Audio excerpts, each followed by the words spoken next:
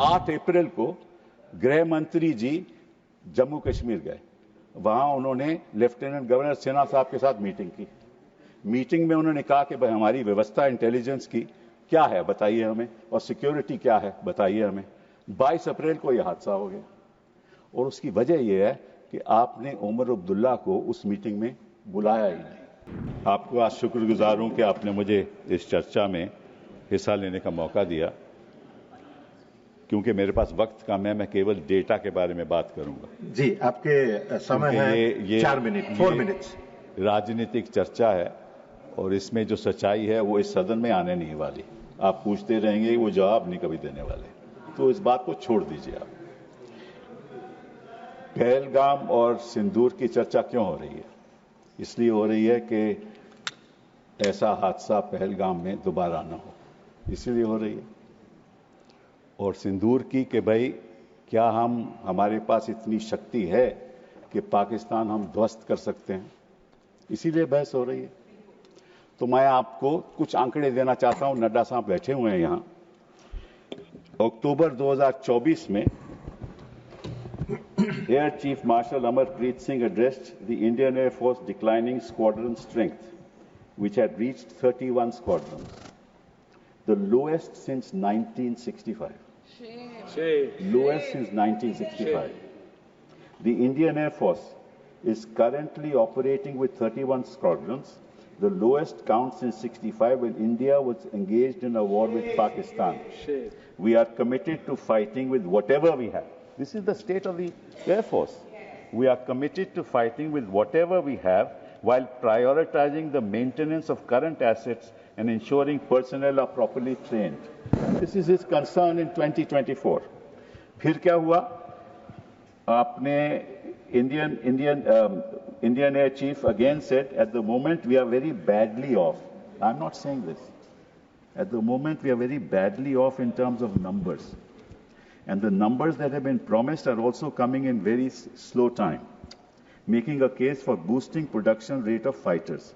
He said that an in-house study conducted by IAF showed that it must induct 2 fighter squadrons every year to cater to the numbers needed. The existing have fleets which will be phased out.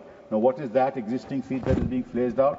Your MiG-21 being phased out. Your MiG-29 being phased out. Your 2000 Mirages being phased out. So what are you left with? Su-30 MKI. Su-30 MKI is what you're left with. And the Rafale aircraft is a 4.5 generation aircraft. The fact is that China is now going to launch a 6th generation aircraft just now in 2025. We are looking for a 5th generation aircraft in 2035. Because the AMCA aircraft will be ready, prototype in 2028, will be in production in 2035. What will we do by then? And this, I'm not saying this. If you are so much concerned about the defense of our country, what have you done in the last 11 years while you were sitting in power? You must answer that. There is no point blaming each other कि वो तो सवाल पूछेंगे और आप कहेंगे हम नहीं बताएंगे। ये तो आपकी राजनीति है। This is your राजनीति। दूसरी बात, एक और बात बताता हूं। HAL ने LCA एयरक्राफ्ट का गठन सोचा था 1984 में। 2001 में अभी तक जहाज तक बना नहीं और 2025 हो गए, एक जहाज नहीं आज तक बना। एक जहाज नहीं, जो हमने कंसेप्चुअलाइज किया था 1984 में। आप क्या कर रहे हो? दूसरी बात, तीसरी बात आपको बताना चाहता हूं, वो ये है कि पाकिस्तान के पास, हमारे पास तो ये 31 स्क्वाड्रन फेजिंग आउट के बाद 29 रह जाएंगे, और पाकिस्तान आज के दिन उनके पास 25 स्क्वाड्रन है, तो लगभग बराबरी है। और साथ साथ में 133 स्क्वाड्रन चीन के हैं। साहब आप मुझे नहीं, आपका समय समाप्त हो गया, समाप्त हो गया। मैं बैठ जाता हूं। आपका समय समाप्त हो गया। सुनना नहीं चाहते तो मैं क्या कर सकते हैं? Your time is over. मैं कोई विवादित बात नहीं कर रहा, मैं देश के प्रति बात कर रहा हूं, कोई विवादित बात कर रहा हूं। मैं देश के प्रति आंकड़े बता रहा हूं, देश की जनता को कि आप कितने संगीन हैं, आप अपनी देश की रक्षा के लिए क्या कर रहे हैं। समाप्त हो चुका है। इसलिए हमने बेल बजाया है। और मैंने अभी दूसरा स्पीकर को बुलाया है, doctor Sasmit Patra. Nothing will go on record, doctor Sasmit Patra.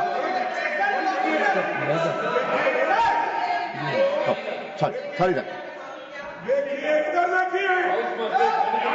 Doctor Medha Vishwam Kulkarni. Medha ji.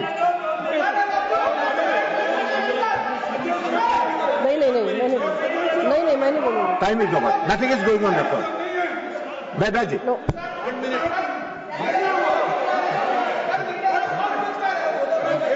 पहले से समय कम है, मैं ऐसे भीड़ में नहीं बोलूंगी। उसको नहीं मिलेगा। That's 1 minute. I am giving you 2 minutes. Please complete in 2 minutes.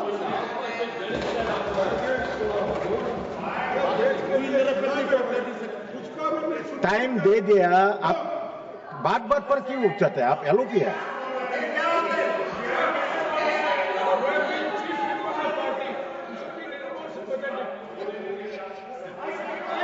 Mic, ये तो हो गई हमारी प्रेपरेशन की बात कि हमारे पास इतना साधन नहीं है कि हम पाकिस्तान को ध्वस्त कर दें।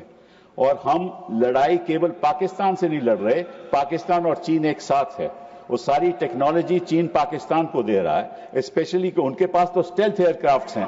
हमारा ये जो राफेल है, it is a half stealth aircraft. It has got avionics but is only got half stealth characteristics. बात तो है। अब बात आए हम सिंदूर ऑपरेशन पहलगाम की। जब पहलगाम में 26 लोग की मृत्यु हुई तो ऑब्वियसली टेररिस्ट 400 किलोमीटर अंदर आए थे और उनके पास AK-47 थे और बाकी भी औजार उनके पास में मॉडर्न थे।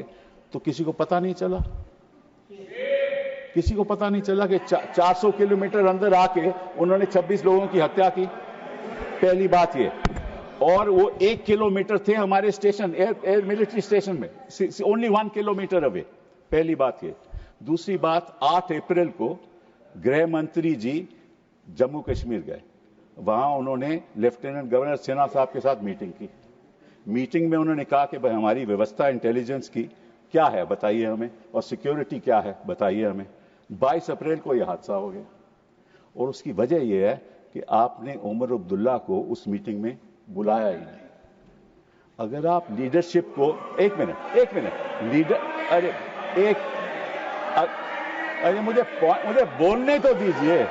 अब ये देखो सर, मुझे अगर मुझे बोलिए, आप बोलिए। हाँ, मैं यही कह रहा हूं कि देखिए इंफॉर्मेशन कहां से आती है? इंफॉर्मेशन जनता से आती है। अगर कोई हादसा होने वाला हो, कोई माइक ही बंद कर देते हैं। आप बोलिए मैं। और इंफॉर्मेशन कहां आती है कि टेररिस्ट एक्टिविटी होने वाली है? जनता से आती है। जनता कौन है? वहां जम्मू कश्मीर की जनता है। उसके लीडर कौन है? उमर अब्दुल्ला साहब। अब उनको मीटिंग में नहीं रखोगे, जनता के साथ आपका वार्तालाप नहीं होगा, बातचीत नहीं होगी, आपको इंफॉर्मेशन कहां से पहुंचेगी? इंफॉर्मेशन नहीं पहुंचेगी। और नड्डा साहब एक और बात, प्लीज डोंट इंटरप्ट। नड्डा साहब एक और बात बता दूं, आप 2014 में यूपीए सरकार चली गई। 2014 के बाद 16, 17, 18, 19, 20 जितनी मृत्यु सिविलियंस और सिक्योरिटी पर्सनल की हुई वो 2014 से कहीं ज्यादा थी। धन्यवाद। कहीं ज्यादा थी। धन्यवाद। मतलब क्या हुआ? धन्यवाद। 370 धन्यवाद डॉक्टर। आपने सब कुछ कर दिया। आपने वादा किया कि यहाँ को टेररिज्म खत्म हो गया है, वो सारा शिफ्ट हो गया जम्मू में। और आपने 101 लाख 80,000 जो मेधा जी बोलेगा आर्मी के लोग कम कर दिए।